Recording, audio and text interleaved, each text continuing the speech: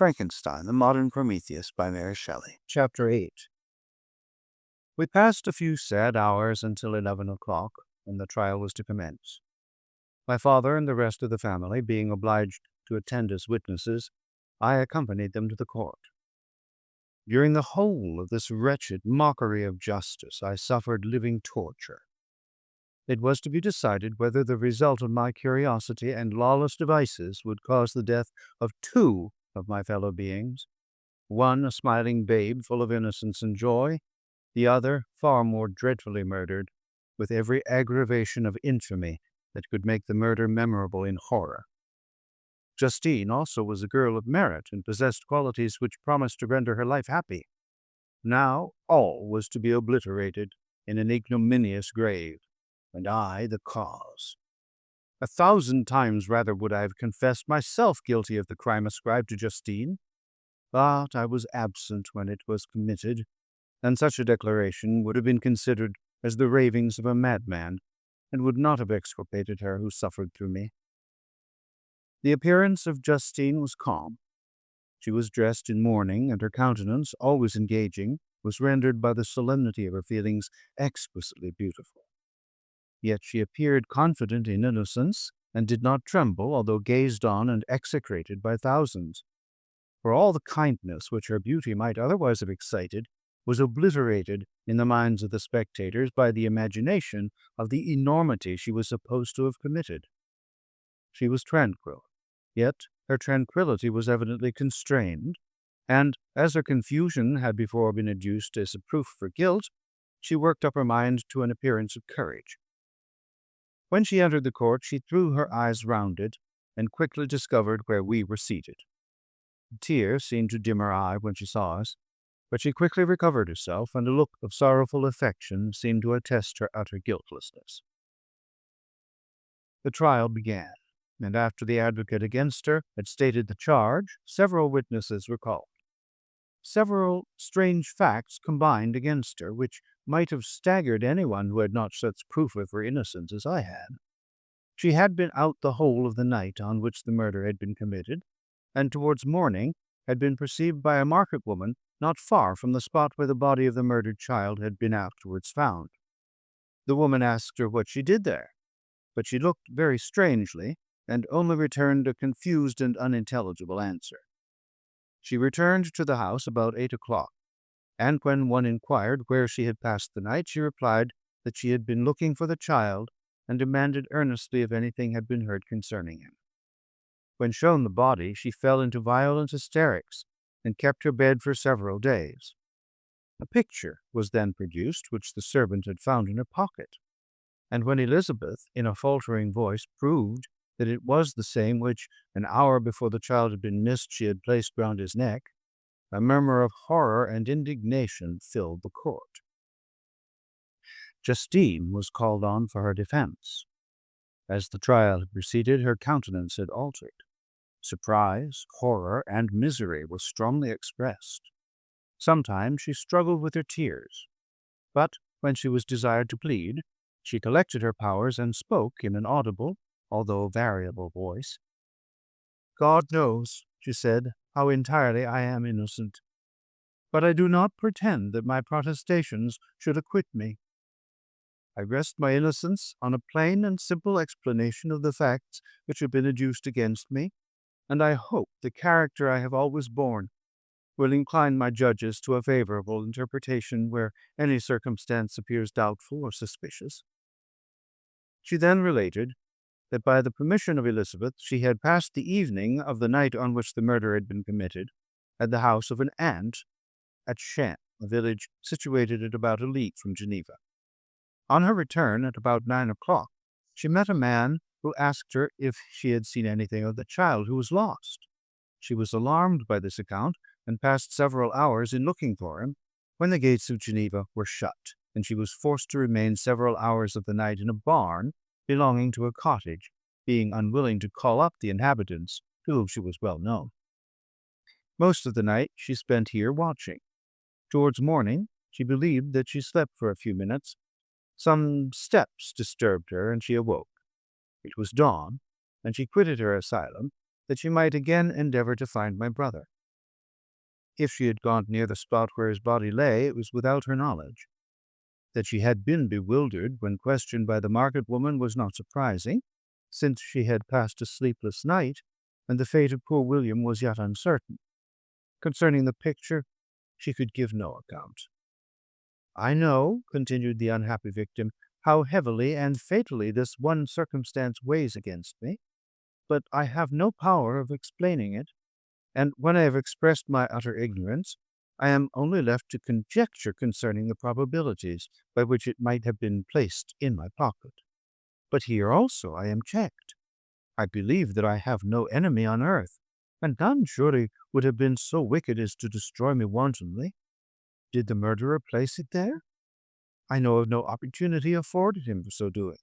Or, if I had, why should he have stolen the jewel, to part with it again so soon? I commit my cause to the justice of my judges, yet I see no room for hope.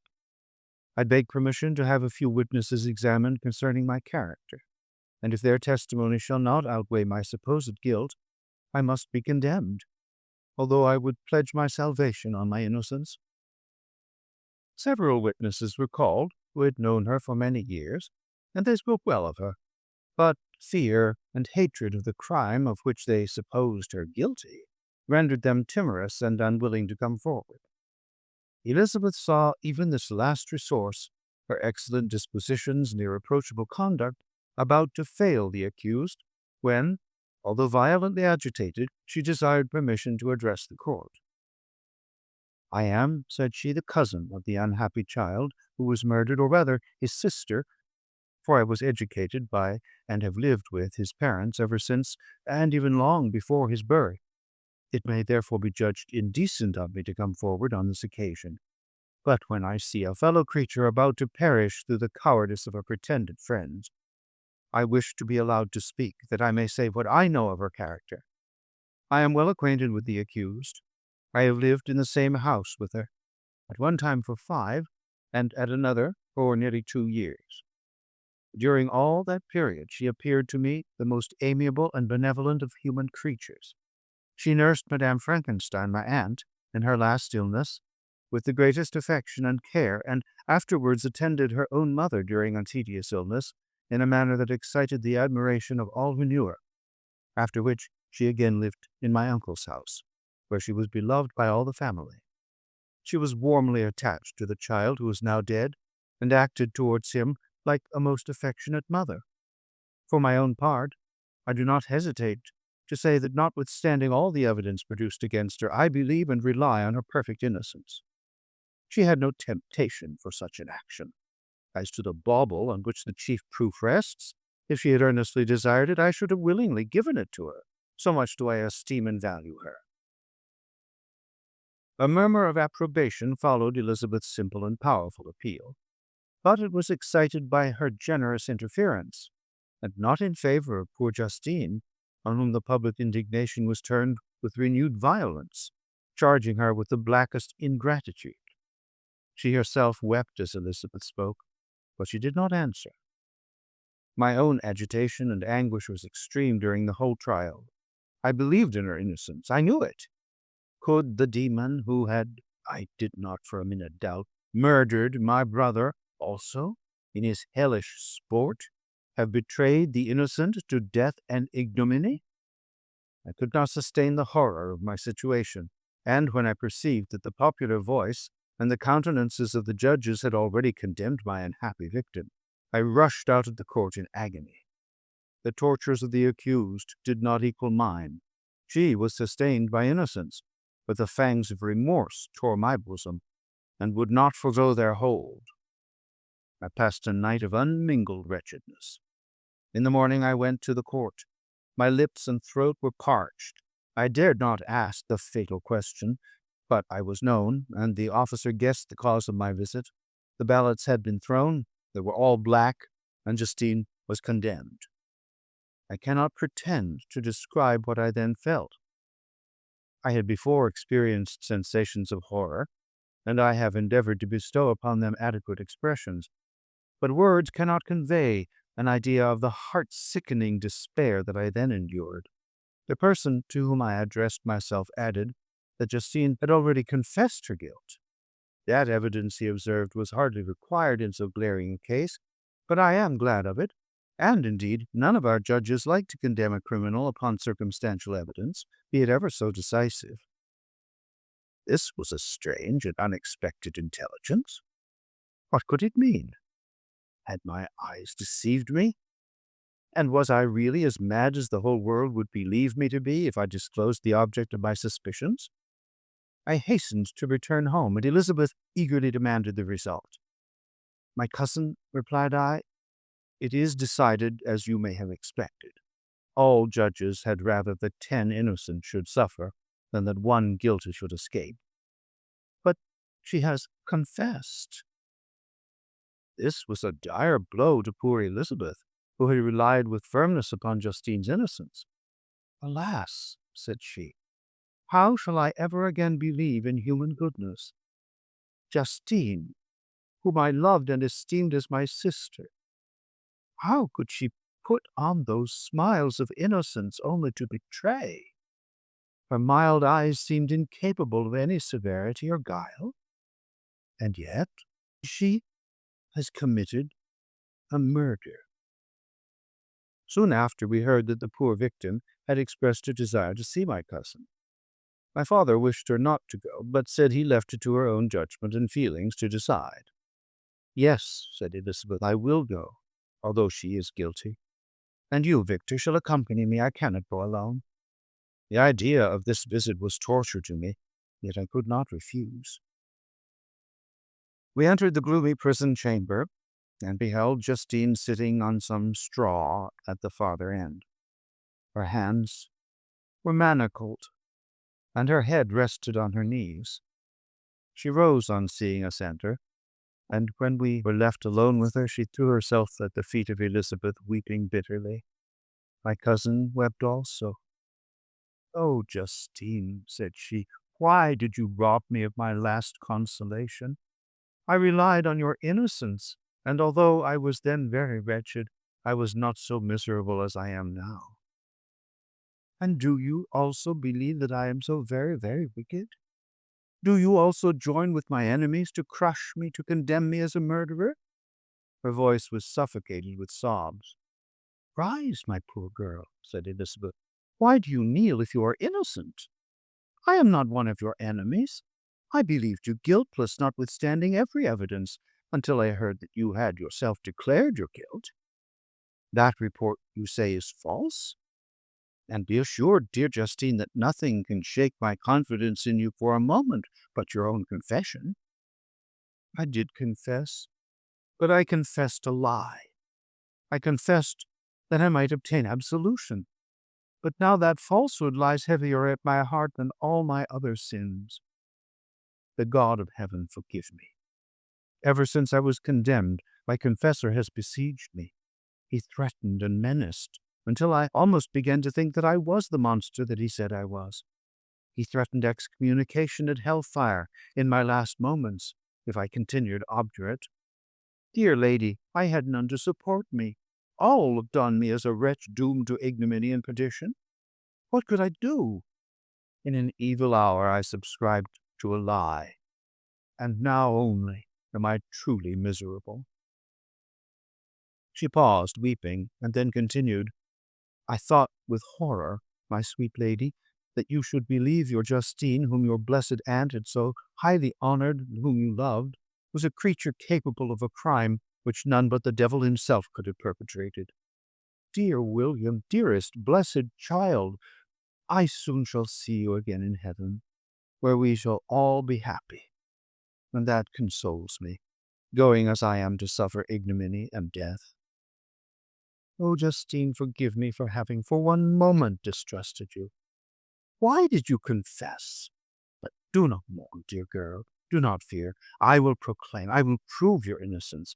I will melt the stony hearts of your enemies by my tears and prayers. You shall not die. You, my playfellow, my companion, my sister, perish on the scaffold? No, no. I never could survive so horrible a misfortune." Justine shook her head mournfully. "I do not now fear to die," she said. "That pang is past.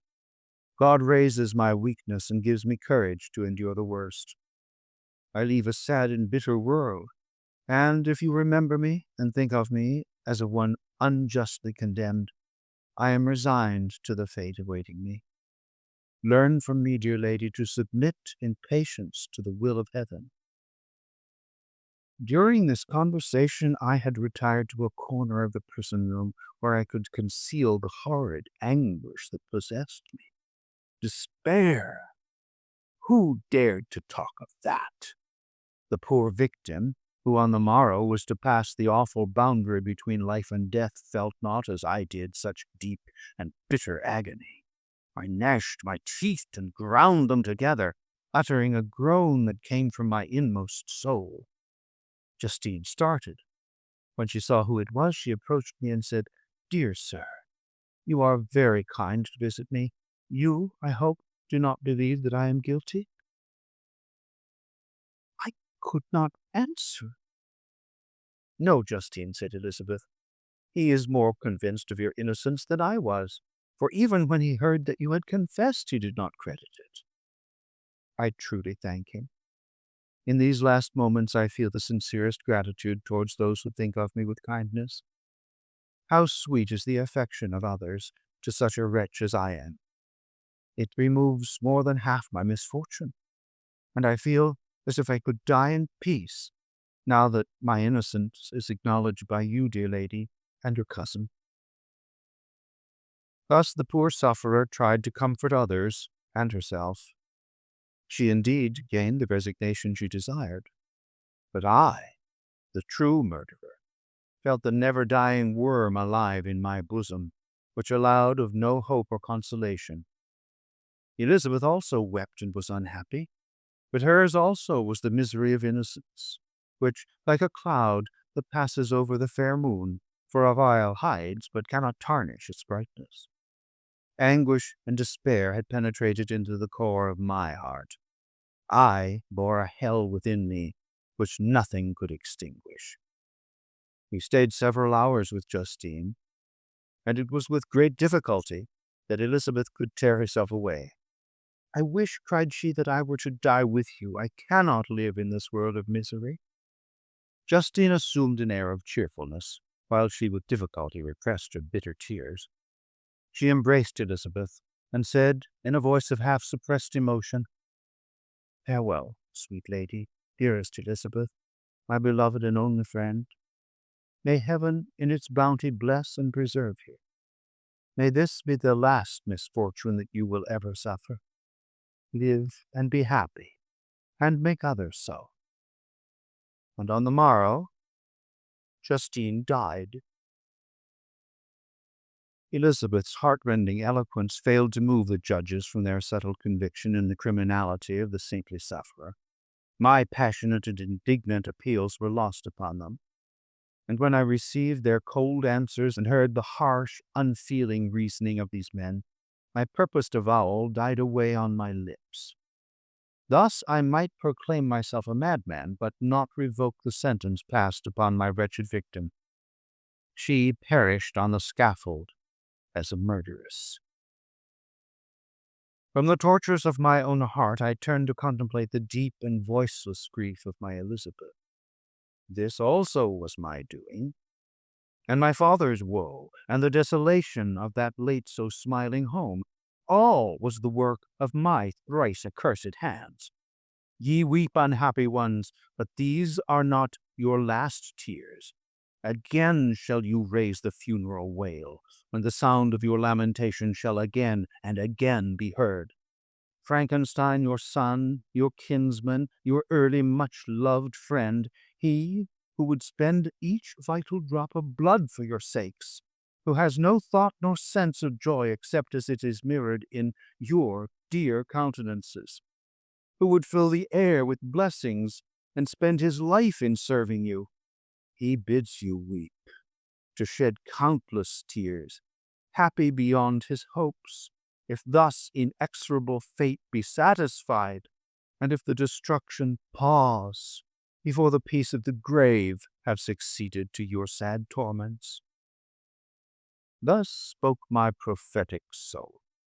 as, torn by remorse, horror, and despair, I beheld those I loved spend vain sorrow upon the graves of William and Justine, the first hapless victims of my unhallowed arts.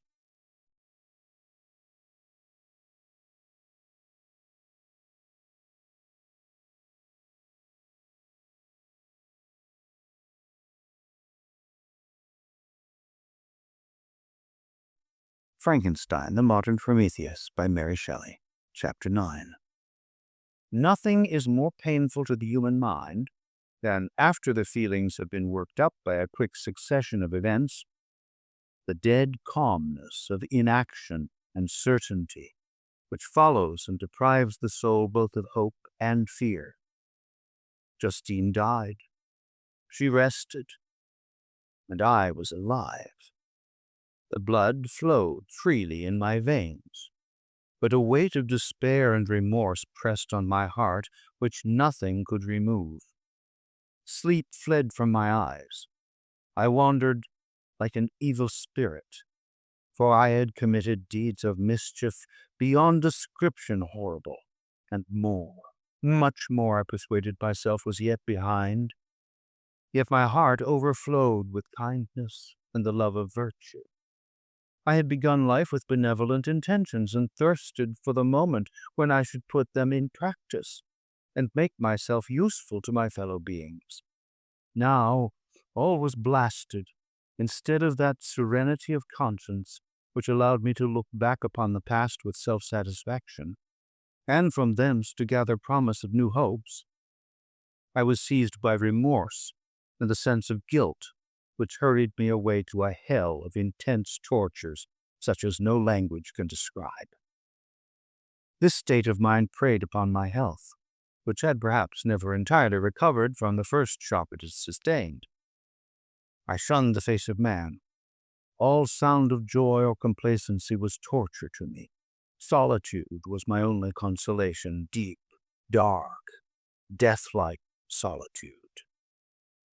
My father observed with pain the alteration perceptible in my disposition and habits, and endeavored by arguments deduced from the feelings of his serene conscience and guiltless life to inspire me with fortitude and awaken in me the courage to dispel the dark cloud which brooded over me.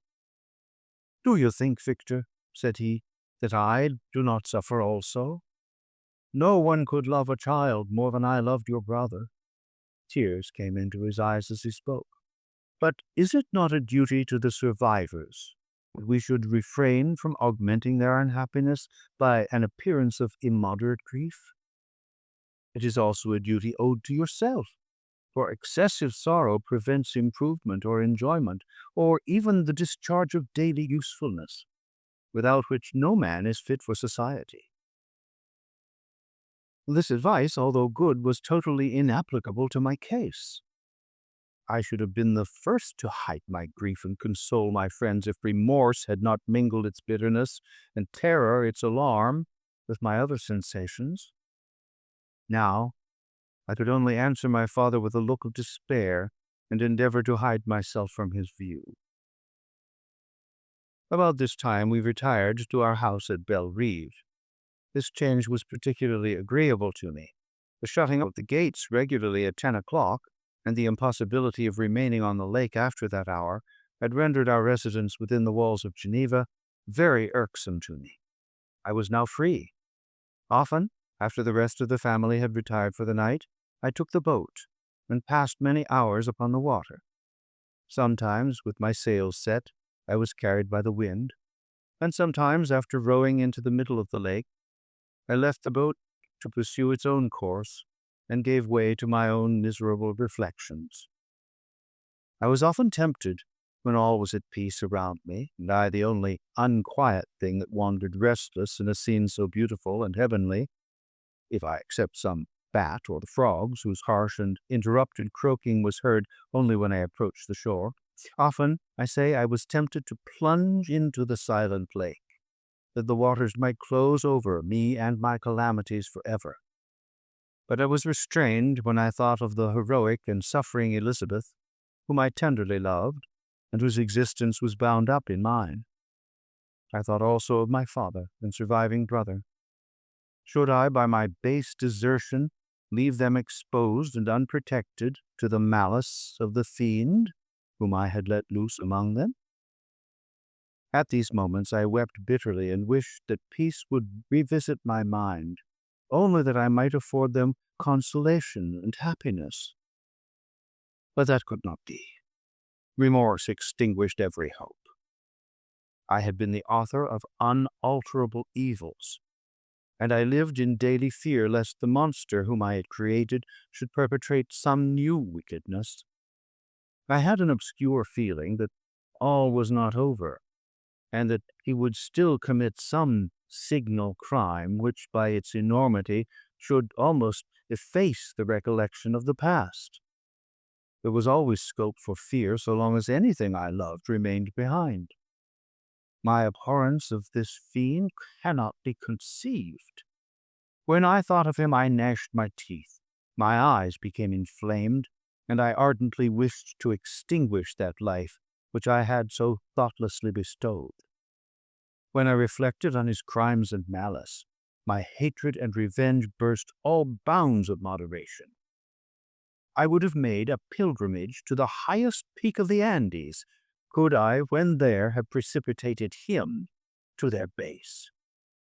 I wished to see him again, that I might wreak the utmost extent of abhorrence on his head, and avenge the deaths of William and Justine. Our house was the house of mourning. My father's health was deeply shaken by the horror of the recent events. Elizabeth was sad and desponding. She no longer took delight in her ordinary occupations. All pleasure seemed to her sacrilege toward the dead. Eternal woe and tears, she then thought, was the only tribute she should pay to innocence so blasted and destroyed. She was no longer that happy creature who, in earlier youth, wandered with me on the banks of the lake and talked with ecstasy of our future prospects. The first of those sorrows which are sent to wean us from the earth had visited her, and its dimming influence quenched her dearest smiles. "When I reflect, my dear cousin," said she, "on the miserable death of Justine Moritz, I no longer see the world and its works as they before appeared to me. Before, I looked upon the accounts of vice and injustice that I read in books or heard from others as tales of ancient days or imaginary evils. At least they were remote and more familiar to reason than to the imagination. But now misery has come home, and men appear to me as monsters thirsting for each other's blood. Yet I am certainly unjust. Everybody believed that poor girl to be guilty, and if she could have committed the crime for which she suffered, assuredly she would have been the most depraved of human creatures. For the sake of a few jewels, to have murdered the son of her benefactor and friend, a child whom she had nursed from its birth and appeared to love as if it had been her own. I could not consent to the death of any human being, but certainly I should have thought such a creature unfit to remain in the society of men. But she was innocent. I know, I feel she was innocent. You are of the same opinion, and that confirms me. Alas, Victor, when falsehood can look so like the truth, who can assure themselves of certain happiness? I feel as if I were walking on the edge of a precipice, towards which thousands are crowding and endeavoring to plunge me into the abyss. William and Justine were assassinated, and the murderer escapes. He walks about the world free and perhaps respected. But even if I were condemned to suffer on the scaffold for the same crimes, I would not change places with such a wretch." I listened to this discourse with the extremest agony. I, not in deed, but in effect, was the true murderer. Elizabeth read my anguish in my countenance, and kindly taking my hand, said, "My dearest friend, you must calm yourself. These events have affected me, God knows how deeply, but I am not so wretched as you are. There is an expression of despair, and sometimes of revenge in your countenance that makes me tremble. Dear Victor, banish these dark passions. Remember the friends around you who center all their hopes in you. Have we lost the power of rendering you happy? Ah, while we love, while we are true to each other, here in this land of peace and beauty, your native country, we may reap every tranquil blessing. What can disturb our peace? And could not such words from her whom I fondly prized before every other gift of fortune suffice to chase away the fiend that lurked in my heart? Even as she spoke, I drew near to her, as if in terror, lest at that very moment the destroyer had been near to rob me of her. Thus, not the tenderness of friendship, nor the beauty of earth, nor of heaven, could redeem my soul from woe. The very accents of love were ineffectual. I was encompassed by a cloud which no beneficial influence could penetrate. The wounded deer dragging its fainting limbs to some untrodden brake, there to gaze upon the arrow which had pierced it and to die, was but a type of me. Sometimes I could cope with the sullen despair that overwhelmed me, but sometimes the whirlwind passions of my soul drove me to seek by bodily exercise and by change of place some relief from my intolerable sensations. It was during an access of this kind that I suddenly left my home, and bending my steps towards the near alpine valleys, sought in the magnificence, the eternity of such scenes, to forget myself and my ephemeral, because human, sorrows. My wanderings were directed towards the valley of Chamonix. I had visited it frequently during my boyhood. 6 years had passed since then. I was a wreck, but not a changed in those savage and enduring scenes. I performed the first part of my journey on horseback. I afterwards hired a mule, as the more sure-footed and least liable to receive injury on these rugged roads. The weather was fine. It was about the middle of the month of August, nearly 2 months after the death of Justine, that miserable epoch from which I dated all my woe. The weight upon my spirit was sensibly lightened as I plunged yet deeper in the ravine of Arve. The immense mountains and precipices that overhung me on every side, the sound of the river raging among the rocks, and the dashing of the waterfalls around, spoke of a power mighty as omnipotence, and I ceased to fear or to bend before any being less almighty than that which had created and ruled the elements, here displayed in their most terrific guise. Still, as I ascended higher, the valley assumed a more magnificent and astonishing character. Ruined castles hanging on the precipices of piny mountains, the impetuous Arve, the cottages, every here and there peeping forth from among the trees, formed a scene of singular beauty, but it was augmented and rendered sublime by the mighty Alps, whose white and shining pyramids and domes towered above all, as belonging to another earth, the habitations of another race of beings. I passed the bridge of Pédissier, where the ravine which the river forms opened before me, and I began to ascend the mountain that overhangs it. Soon after, I entered the valley of Chamonix. This valley is more wonderful and sublime, but not so beautiful and picturesque as that of Cerveau, through which I had just passed. The high and snowy mountains were its immediate boundaries, but I saw no more ruined castles and fertile fields. Immense glaciers approached the road. I heard the rumbling thunder of the falling avalanche, and marked the smoke of its passage. Mont Blanc, the supreme and magnificent Mont Blanc, raised itself from the surrounding aiguilles, and its tremendous dome overlooked the valley. A tingling, long-lost sense of pleasure often came across me during this journey. Some turn in the road, some new object suddenly perceived and recognized, reminded me of days gone by, and were associated with the light-hearted gaiety of boyhood. The very winds whispered in soothing accents, and maternal nature bade me weep no more. Then again the kindly influence ceased to act. I found myself fettered again to grief and indulging in all the misery of reflection. Then I spurred on my animal, striving so to forget the world, my fears, and, more than all, myself. Or, in a more desperate fashion, I alighted and threw myself on the grass, weighed down by horror and despair. At length I arrived at the village of Chamonix. Exhaustion succeeded to the extreme fatigue both of body and of mind which I had endured. For a short space of time, I remained at the window, watching the pallid lightnings that played above Mont Blanc, and listening to the rushing of the Arve, which pursued its noisy way beneath. The same lulling sounds acted as a lullaby to my too keen sensations.